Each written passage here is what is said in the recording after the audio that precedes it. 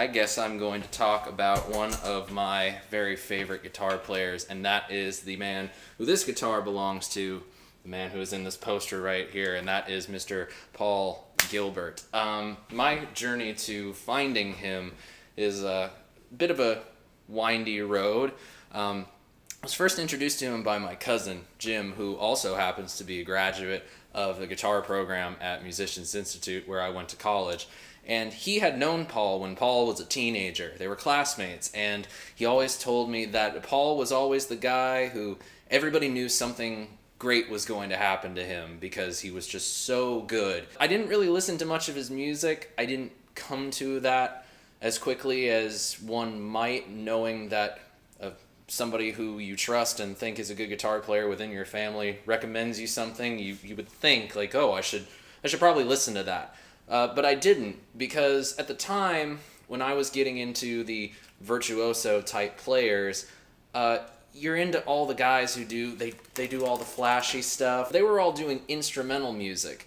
But the difference with Paul Gilbert at that time, and something that I've really grown to appreciate, as I get older, is that at that time he was making pop rock records, essentially. Songs that were like, I like rock, like, let's see.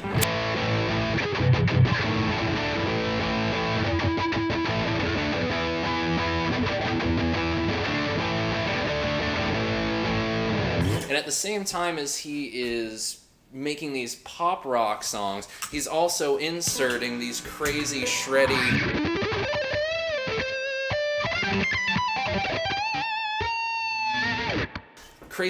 guitar solos in between all those poppy songs, which was really cool. And now that I look back at it, I wish I would have gotten into it a lot sooner. But as soon as I got into MI, I had the incredible, enviable chance to take a private guitar lesson from Paul some months after I started. And I had gotten the chance to see him at school, and he was playing live, and I got to see him in person and was floored. But it wasn't until I got into a room one-on-one, sitting down with him and asking him, can you help me do everything that you do? Because I just can't. And he was so good as a teacher. He was so understanding and so willing to give of himself to a punk 18-year-old kid who just wanted to play faster. I ended up buying this guitar because of Paul, and it's a great guitar. I love it, and it's one that I used very early on in the days of CEO because it has a longer scale length of the neck, so it can hold lower tunings better. But, I have it in standard tuning right now, and it's pretty fun.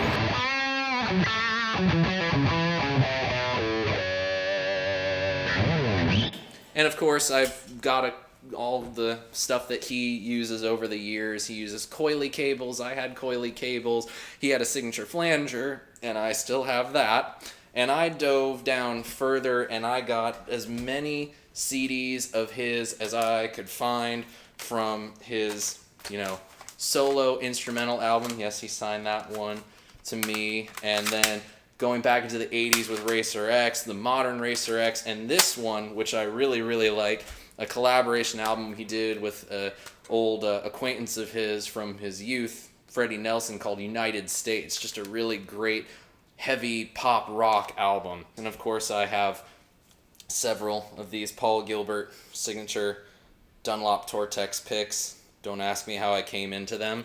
Just be concerned with this one.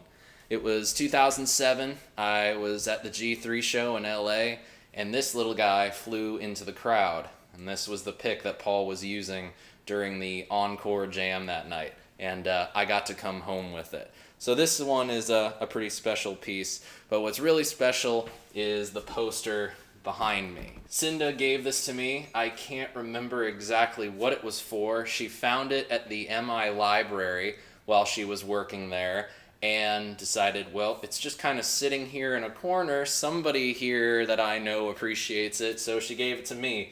I took it to the NAMM show, and Paul signed it for me, and my parents got it framed. So a bunch of people that care about me and that I care about were able to give me something pretty special. To sum it all up, Paul Gilbert is incredibly technical, but technicality aside, the dude writes great songs, he writes great melodies, he blows my mind every time I watch him play, but it's his personality. It's his willingness to teach and to share his abilities and to share his techniques with people who are hungry to learn how to make this wood and wire make beautiful music. So on that note, thank you, Paul. Thank you for watching, and we'll see you all real soon.